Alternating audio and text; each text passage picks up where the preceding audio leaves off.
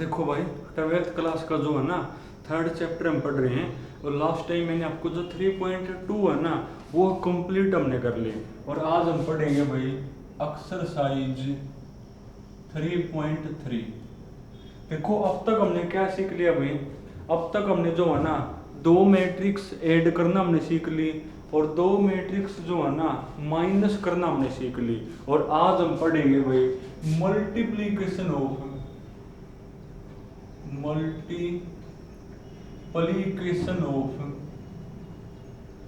To matrix, multiplication of two matrix. यानी आज हम जो है ना दो मैट्रिक्स को मल्टीप्लाई करना सीखेंगे, यानी प्रोडक्ट हम करना सीखेंगे।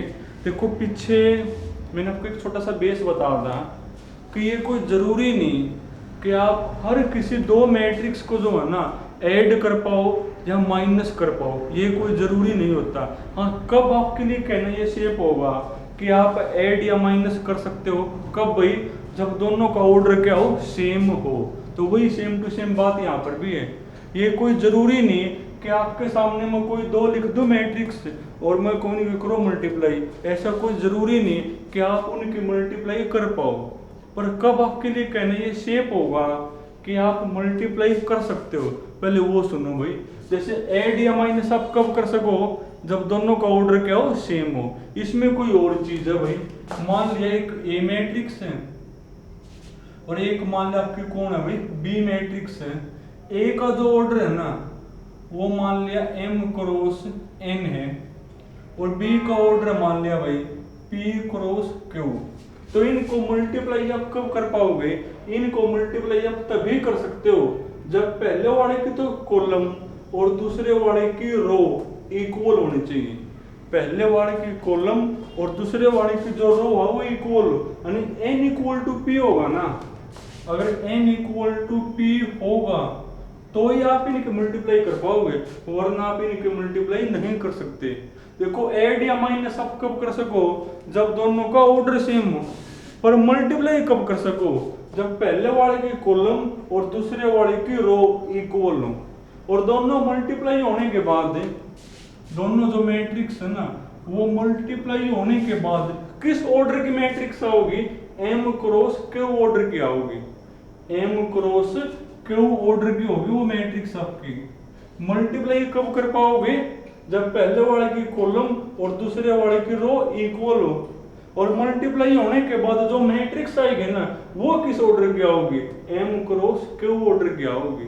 अब मल्टीप्लाई कैसे करोगे वो तो मैं आपको सिखाऊंगा, पर पहले आप ये सीखो ना कि मल्टीप्लाई कब कर पाओगे, कब, जब बीच बीच वाले बराबर हो, यानी पहले वाले की कॉलम और दूसरे वाले की रो इक्वल होनी चाहिए। और दोनों की मल्टीप्लाई होने के बाद जो मैट्रिक्स आएगी वो किस ऑर्डर की होगी, m क्रॉस q ऑर्डर की होगी, जिसको मैथ की लैंग्वेज में a इंटू बी से लिखोगे।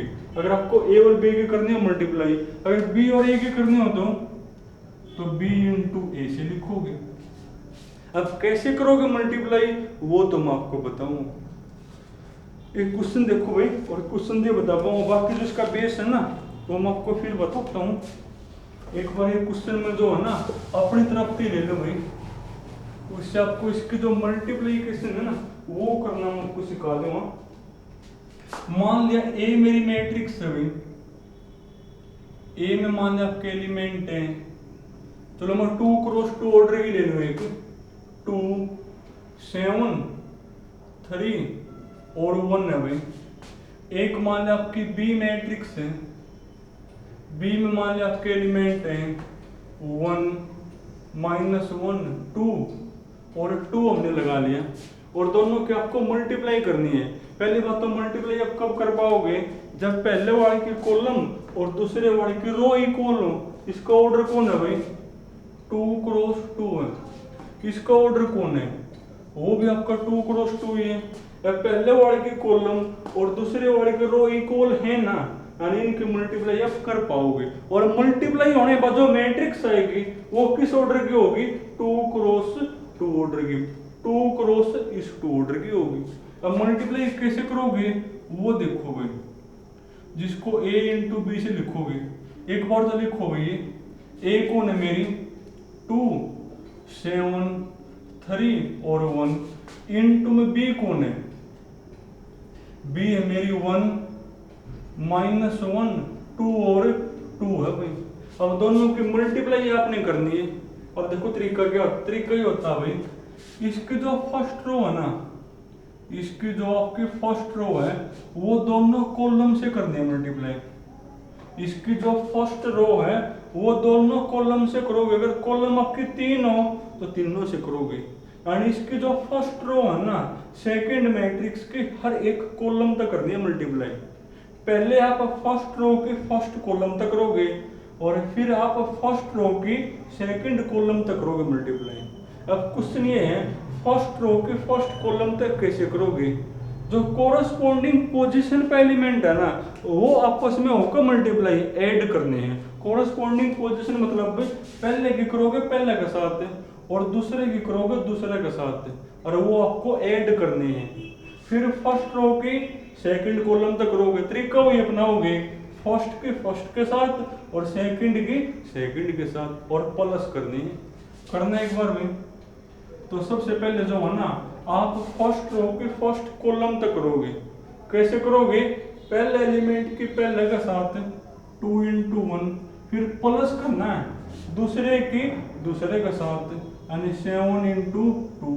अगर तीसरा एलिमेंट यहाँ और यहाँ भी होता तो फिर वो भी होते मल्टीप्लाई, अब नहीं है तो ठीक है। उसके बाद फर्स्ट रो की सेकंड कॉलम के साथ, यहाँ पर भी आगे आ जाइए, पहले की पहले के साथ 2 × -1, फिर प्लस दूसरे के दूसरे के साथ, यानी 7 × 2 कर दी मल्टीप्लाई। ये आपने जो फर्स्ट रो है ना उसके दोनों कॉलम तक कर दी। अब जो सेकंड रो है उसकी भी दोनों कॉलम तक करोगे। अब यहाँ पर नीचे आ गए ना, यहाँ भी नीचे आ जाओ। पहले सेकंड रो की फर्स्ट कॉलम के साथ करना एक बार, 3 × 1, फिर प्लस सेकंड की सेकंड के साथ, यानी 1 × 2।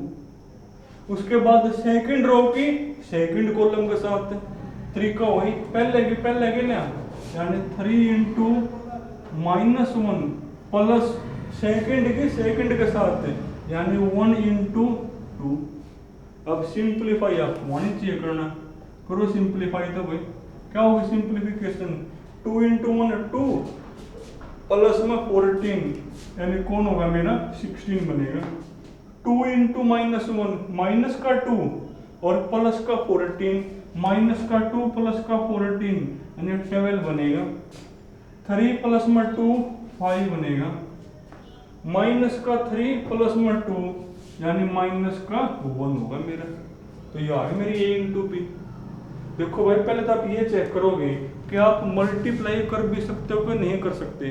कब कर पाओगे, पहले वाले की कॉलम और दूसरे वाले की रो इक्वल हो, देखो इक्वल है, और दोनों मल्टीप्लाई होने के बाद ये क्रॉस ये क्या होगी। अब मल्टीप्लाई कैसे करोगे वो मैंने सिखा दिया, कि जो फर्स्ट रो है ना उसके सारी कॉलम के साथ करोगे, फिर सेकंड रो की सभी कॉलम के साथ। कैसे करोगे, जो कोरस्पॉन्डिंग पोजीशन के ऊपर एलिमेंट है ना वो मल्टीप्लाई होकर सम करना है। एक और देखो भाई, इसको कम समझ में आया हो,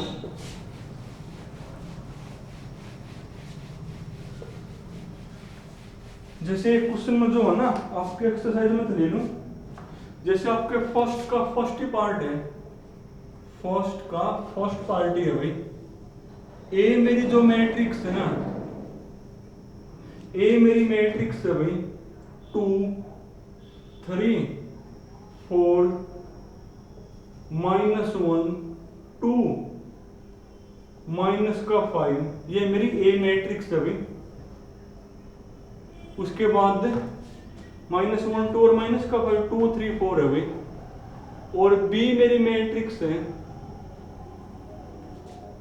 1 3 5 1 3 माइनस का 5 और एक 2 माइनस का 4 और 6 है भाई। और दोनों की मल्टीप्लाई आपने करनी है। पहले आप चेक करोगे कि मल्टीप्लाई आप कर भी सकते हो कि नहीं कर सकते। क्या ऑर्डर है भाई, देखो दो तो रो है, कॉलम है 3, यानी ऑर्डर आपका 2 × 3 है भाई।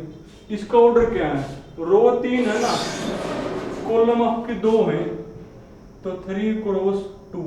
तब देखो पहले वाले की कॉलम और दूसरे वाले की रो इक्वल है ना, यानी मल्टीप्लाई कर पाओगे। अब कैसे करोगे वो मैंने आपको बता दिया। और मल्टीप्लाई होने का जो मैट्रिक्स आएगी वो किस ऑर्डर की आएगी, 2 क्रॉस 2 ऑर्डर की आएगी। अब करो मल्टीप्लाई, यानी A इंटू बी। अब पहले आप लिख लोगे और जब आपकी प्रैक्टिस हो जाएगी नी, फिर चाहे बेसिक से ना भी लिखना। 2 3 4 -1 2 और माइनस का कौन है भाई 5 इंटू में कौन जो भी है वो लिखो अपनी 1 3 माइनस का 5 2 माइनस का 4 और 6 अभी माइनस का 5 है 1। अब मल्टीप्लाई कैसे करोगे, क्या बेस बताया मैंने, जो फर्स्ट रो है ना उसकी सब की सब कॉलम के साथ करोगे। जो फर्स्ट रो है उसके दोनों कॉलम तक मल्टीप्लाई होगी। पहले फर्स्ट रो की फर्स्ट कॉलम तक करोगे, फिर फर्स्ट रो की सेकंड कॉलम तक करोगे। कैसे करोगे, पहले की पहले के साथ, दूसरे की दूसरे के साथ और तीसरे की तीसरे के साथ। करने के बाद मल्टीप्लाई क्या बनेगी, तो ये आपकी बनेगी।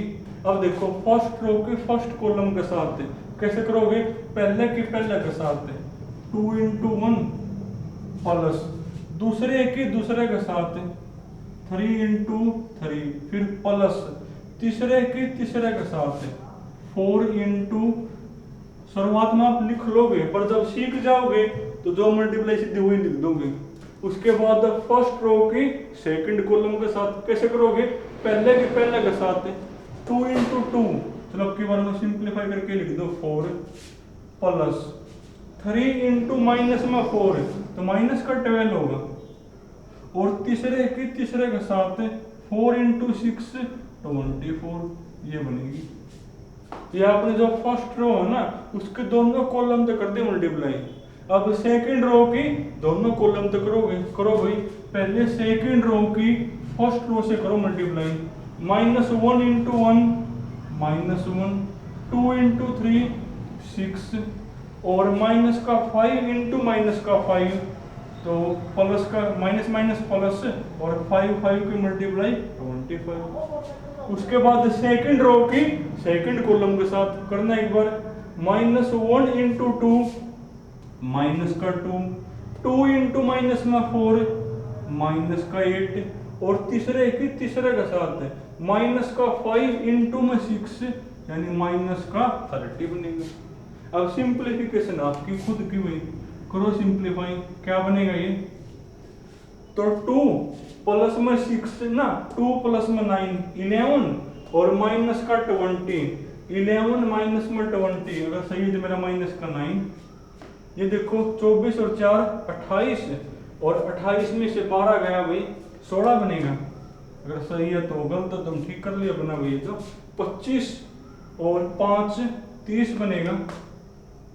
ये क्या बनेगा 30 माइनस का 30 माइनस का 8 माइनस का 38 और माइनस का 2 माइनस का 40 ये होगी। तो भाई बिल्कुल आसान है। पहले फर्स्ट रो की सब कॉलम तक करो मल्टीप्लाई, वो लिख दी। फिर सेकंड रो की सब कॉलम के साथ वो कर दी। सिंप्लीफाई आपको आना चाहिए करना। और देखो भाई वैसे सारे आसान है, फिर भी एक दो और मैं आपको करवा दूं। जैसे फर्स्ट का फोर्थ पार्ट है भाई, फर्स्ट का फोर्थ पार्ट देखो क्या क्या फर्स्ट के फोर्थ पार्ट में देखो, जो फर्स्ट का फोर्थ पार्ट है ना इसमें लिखा हुआ भाई, इसमें जो मैट्रिक्स में जो एलिमेंट है ना वो ओमेगा के फॉर्म में है, जो कि आपने +1 में पढ़ रखे हैं। ए मेरी जो मैट्रिक्स है ना, ए में मेरे एलिमेंट है 1 ओमेगा स्क्वायर ओमेगा और ओमेगा ही लिखा हुआ है। एक बी मेरी मैट्रिक्स है, बी में मेरे एलिमेंट है भाई ओमेगा 1 ओमेगा स्क्वायर और यहां पर भी कौन है भाई ओमेगा का स्क्वायर ही है, और दोनों की आपने क्या करनी है, मल्टीप्लाई आपने करनी है भाई। तो देखो मल्टीप्लाई आप कैसे करोगे, यानी a इंटू बी निकालना है, करो a इंटू बी। एक बार तो आप लिख लोगे, a भी लिखोगे और b भी लिखोगे भाई। देखो a और b मेरी कौन है, a है मेरी 1 ओमेगा स्क्वायर ओमेगा और ओमेगा ना, b मेरी कौन है ओमेगा ओमेगा स्क्वायर 1 और ओमेगा स्क्वायर ही है ये। अब करो ये मल्टीप्लाई, क्या बेस बता था भाई, जो फर्स्ट रो है ना उसकी सब कॉलम तक करोगे, पहले फर्स्ट रो की फर्स्ट कॉलम से, फिर फर्स्ट रो की सेकंड कॉलम तक। कैसे करोगे, पहले के पहले के साथ और दूसरे की दूसरे के साथ, और वो फिर ऐड करने हैं। 1 इंटू ओमेगा ओमेगा प्लस दूसरे के दूसरे के साथ करो इसकी मल्टीप्लाई, तो ओमेगा स्क्वायर ही आ जाएगा। तो ये आपने जो फर्स्ट रो है ना उसके फर्स्ट कॉलम तक कर दी, अब फर्स्ट रो की सेकंड कॉलम तक करो, 1 इंटू ओमेगा स्क्वायर यानी ओमेगा स्क्वायर प्लस सेकंड के साथ omega square into omega square omega की पावर 4, यानी आपने जो फर्स्ट रो है ना उसके दोनों कॉलम तक कर दी मल्टीप्लाई। अब जो सेकंड रो है उसके दोनों कॉलम तक करोगे, अब यहाँ नीचे आ जाओगे, पहले सेकंड रो की फर्स्ट कॉलम तक। कैसे करोगे, पहले के साथ omega into omega omega square plus omega into 1 omega बनेगा। अब सेकंड के साथ omega into omega square omega की पावर 3 और omega into omega square omega की पावर 3। अब इसके लिए आपको जो +1 का बेस है वो आना चाहिए। +1 में हमने ये पढ़ रखा है भाई, ओमेगा की पावर 3 इक्वल टू 1 होता है 1 plus omega square equal to 0 होता है। ओमेगा की पावर 3 होता है 1 और 1 प्लस ओमेगा स्क्वायर कौन होता है 0। अब ओमेगा की अगर आपको 3 से बड़ी पावर खोलनी हो तो हमेशा उसको ओमेगा के 3 में करोगे ब्रेक। ये आपको बेस सिखाया जाता है +1 में कि ओमेगा की पावर 3 1, अगर आपको ओमेगा के 3 से बड़ी कोई पावर खोलनी हो तो उसको ओमेगा में करना पड़ेगा चेंज, फिर ना ओमेगा की पावर 3 में करना पड़ेगा चेंज, और एक ही ये होता है। अब लिखो यहाँ पर, तो क्या बनेगा भाई आपका, तो आपका आंसर बनेगा omega plus omega square omega plus omega square equal to -1 हो जाएगा -1। अब यहाँ देखो भाई, यहाँ दिक्कत है, यहाँ तो ठीक है ओमेगा, इसको रफ में करो तो एक बार, ओमेगा स्क्वायर प्लस ओमेगा की पावर 4 है। मैंने क्या बता दिया, जब भी 3 से बड़ी पावर है ना ओमेगा की तो उसको 3 पावर में ब्रेक करोगे, यानी इसको आप लिख सको ओमेगा स्क्वायर प्लस ओमेगा की 3 इंटू में ओमेगा। अब ओमेगा की 3 होता 1, यानी आपका बन गया भाई ओमेगा स्क्वायर, ये तो 1 हो गया 1 इंटू ओमेगा ओमेगा, और ये फिर ओमेगा स्क्वायर प्लस में ओमेगा इक्वल टू कौन हो गया -1, यानी यहाँ पर भी कौन होगा -1। ओमेगा स्क्वायर प्लस में ओमेगा वो भी -1, ओमेगा की 3 होता 1 ओमेगा की 3 होता 1 और 1 प्लस में 1 ये आपका 2 बनेगा। आंसर आ गया। देखो सिंप्लीफाई तो आप इस वे तक कर पाओगे, बाकी जो मल्टीप्लाई है वो कैसे होगी वो मैंने आपको सिखा दी। ये आपका जो है ना फर्स्ट का कौन सा पार्ट था भाई, ये फर्स्ट का 4th पार्ट था, यही आंसर आपका। तो चलो आज जो है ना आपको अपने आप 2 मैट्रिक्स लेकर और उनकी सिर्फ मल्टीप्लाई करना सीखनी है, बल्कि आपको जो क्वेश्चन नंबर फर्स्ट है ना सिर्फ वही कंप्लीट आपको करना है, बाकी कल करेंगे अभी। हाँ एक चीज आपको लास्ट में मैं आपको और बता दूं, जैसे हमने सम के बारे में नहीं पढ़ा था कि अगर आपके पास ए और बी 2 मैट्रिक्स हो तो चाहे आप a प्लस बी निकालो चाहे b प्लस a निकालो हमेशा इक्वल होगा, और इसका नाम था कोम्यूटेटिव लॉ। पर मल्टीप्लाई में जो है ना a इंटू बी और b इंटू ए कोई जरूरी नहीं इक्वल हो।